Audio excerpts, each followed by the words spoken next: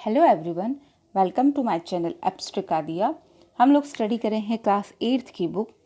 यहाँ पर chapter number 13 आज हम पढ़ेंगे, जिसका नाम है सूचना प्रौद्योगिकी। अभियांत्रिकी की वह शाखा जिसमें कंप्यूटर का उपयोग करते हुए सूचनाओं को दूरसंचार माध्यमों द्वारा प्राप्त किया जाता है एवं भेजा जाता है, सूचना प्रौद्योगिकी कहलाती है।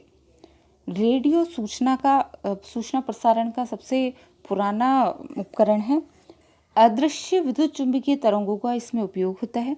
भारत में 1927 में रेडियो की शुरुआत हुई थी। 1937 में AIR ऑल इंडिया रेडियो को नाम दिया गया था। 1957 में आकाशवाणी नाम से यह प्रसिद्ध हुआ था।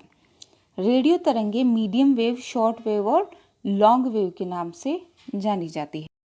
दूसरा संचार का माध्यम है हमारा टेलीफोन। टेलीफोन ग्रीक भाषा का शब्द है जो टेली प्लस फोन से बना है। टेली का मतलब था दूर और फोन का मतलब ध्वनि से है। इसका आविष्कार अलेक्जेंडर ग्राहम बेल ने किया था। भारत में 1822 में कोलकाता, मुंबई और चेन्नई में टेलीफोन एक्सचेंज स्थापित किए गए थे। एसटीडी की सेवा 1960 में लखनऊ कानपुर के बीच में शुरू हुई थी। टेलीफोन के जो प्रकार थे वो थे फोटोफोन, कॉर्डलेस और सेल्यूलर फोन। अब इसमें कुछ टाइप के फ़ोन हैं जो हम देखेंगे। एक तो है सैटेलाइट फ़ोन। सैटेलाइट फ़ोन क्या है? सामान्यतः मोबाइल की तरह मगर भू उपग्रहों से संबंधित फ़ोनों को हम सैटेलाइट फ़ोन कहते हैं। मोबाइल फ़ोन क्या है? एक प्रकार का सेलुलर फ़ोन है, जैसे GSM, CDMA, DAM, P3S और PDCS। ये सब मोबाइल फ़ोन के एग्जाम्पल्स हैं। संचार के माध्यमों में आता है फैक्स। फैक्स क्या होता है? अंग्रेजी के फैसिमिली से बना हुआ है। फैसिमिली क्या है? एक लैटिन भाषा का शब्द है। फेस का मतलब होता है बनाना और सिमिली का मतलब होता है उसी के समान, यानी जैसा है उसके समान वैसा का वैसा ही बनाना। उस आधार पर इसका नाम फैक्स रखा गया था। फैक्स 1843 में स्कॉटलैंड के अलेक्जेंडर बेल ने इसका निर्माण किया। टेलीविज़न इसके बाद एक बहुत फेमस आपका संचार यंत्र है। टेलीविज़न 26 जनवरी 1926 को जॉन लॉगी बेयर ने ब्रिटेन में इसको बनाया था।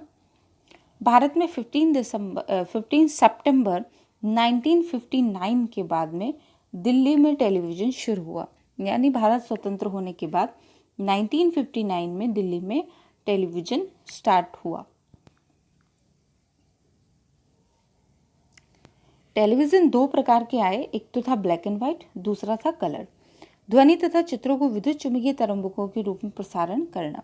तो टेलीविज़न में कौन सी तरंगों का प्रसारण होता है? विद्युत चुम्बकीय तरंगों का प्रसारण होता है। संचार के आधुनिक माध्यमों में ईमेल एक अन्य उदाहरण है। इसे इलेक्ट्रॉनिक मेल कहा गया है।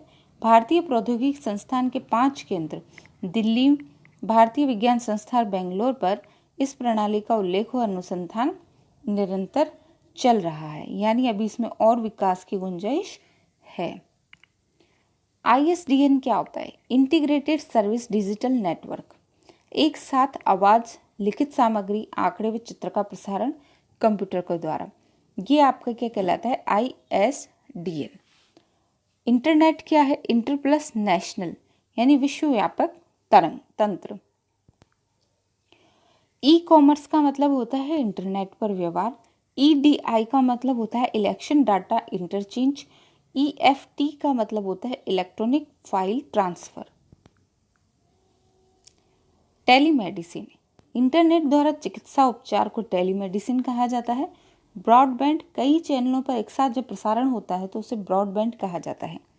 ई मित्र क्या है? ई मित्र ई गवर्नेंस की सुविधा है। ये क्वेश्चन यहाँ से बनता है। ई मित्र किसकी सुविधा है? ई गवर्नेंस की सुविधा है ई मित्र। 33 जिलों में